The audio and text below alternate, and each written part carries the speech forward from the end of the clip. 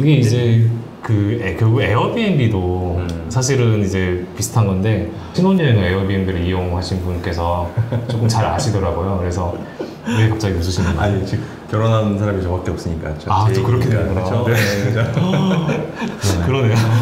뭐 대단한 발견인 거죠. 갑자기 말이 한 마리 말 소리를 냈어. 안 비었는데 사슴은 어디 가고 무슨 말이 한 마리 들어왔어. 사슴 소리 처음 들어봤습니다. 아 사슴 소리였어요 이게?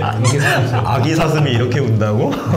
관련해가지고 이게 계약 체결 구조를 좀 이해할 필요가 있어요. 에어비앤비는 그러니까 에어비앤비라는 중개인이 그 일반인들 둘을 연결을 시켜주는 겁니다. 그래서 실제로는 일반인들 둘이서 숙박 계약을 체결하는 거고, 그래서 저희 그 질문으로 올라왔던 것 중에서 에어비앤비를 통해서 계약을 했을 때 이제 그 에어비앤비로 내가 계약 체결할 때는 뭐 이런 숙소 되게 멋있는 숙소 막 침대도 엄청 막 큰 킹 사이즈고 뭐 방도 굉장히 넓고 했는데 실제로 가보니까 그 사진과 너무 달랐다. 근데 이런 경우가 문제가 되는 거잖아요. 네. 그래서 그런 것들을 좀 질문을 해주셨는데 저는 그런 경험까지는 못 해봤어요. 그런 뭔가 불합리한 경험. 네. 그래서 이거는 좀 뭔가 불합리한 경험을 겪어보신 분이 있다면 좋을 텐데, 이거 권성혁 변호사님 사례를 좀 설명해 주시면 어때요? 그 독채 이야기. 네. 제가 에어비앤비 예전에 너무 부끄러워서 제가 스페인 이탈리아 놀러 갔을 텐데요. 그 프라이빗 비치가 있는 독채 에어비앤비가 있는데 너무 싸게 나온 거예요. 그래서 제가 비치 너무 좋다. 딱 사진 봤는데 여기다 여기 진짜 진짜다 이렇게 하고 딱 예약을 하고 이제 갔어요. 갔는데 그러니까 프라이빗 비치는 맞고 독채도 맞는데 이렇게 저희 숙소가 독채로 이렇게 있으면 이렇게 바로 이어서 기역자로 주인집이 딱 있고 이 두 개의 집이 프라이빗 비치를 공유하는 그런 구조예요. 그래가지고 뭐 사실은 저는 이제 막 한 일주일 동안 이제 막 좀 이렇게 영화에 나오는 것처럼 이렇게 프라이빗 비치에서 이렇게 선탠도 하고 자유롭게 책도 보고 뭐 이렇게 할 생각이었는데 하루 종일 그 가족들이 나와가지고 막 계속 관찰하고 있어. 이탈리아 무슨 뭐 요리하고 계속 뭐 자기들끼리 노래 틀어놓고 춤추고. 노래도 틀고 춤추죠? 그건 좀 지나치다. 형 왔다고 좋아서 그런 건데. 그런 거구나. 같이 좀 변호사님 왔다고 좋아서 그런 건데 말을 그런 얘기 안 해봤어요. 저는 싫더라고. 난 얘가조차도 약간 주인조차고 한 건 아니잖아요. 우리 펜션에 밤비 왔어 막 이러면서 좋아서 그런 건데.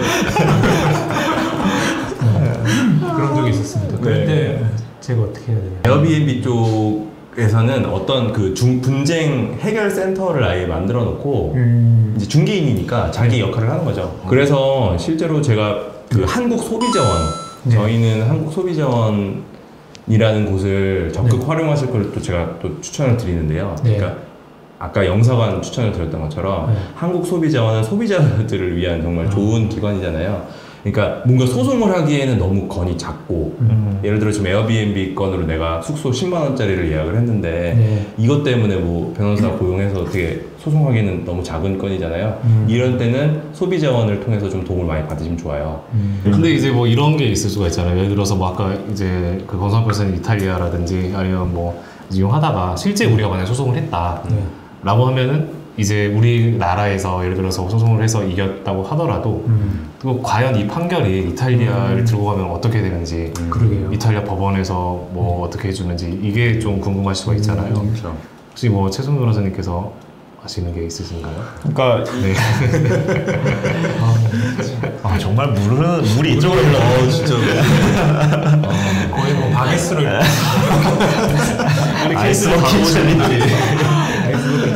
다음 사람 지목하시죠. 다음을 이게 그 해외에 있는 다른 이제 주체 소송을 하거나 분쟁을 하게 되면 사실 어려운 문제들이 꽤 많아요. 근데 자, 좋습니다. 그래서 내가 뭐 예를 들어서 한국에서 미국 사람을 상대로 한 소송을 제기해서 만약에 승소를 했다.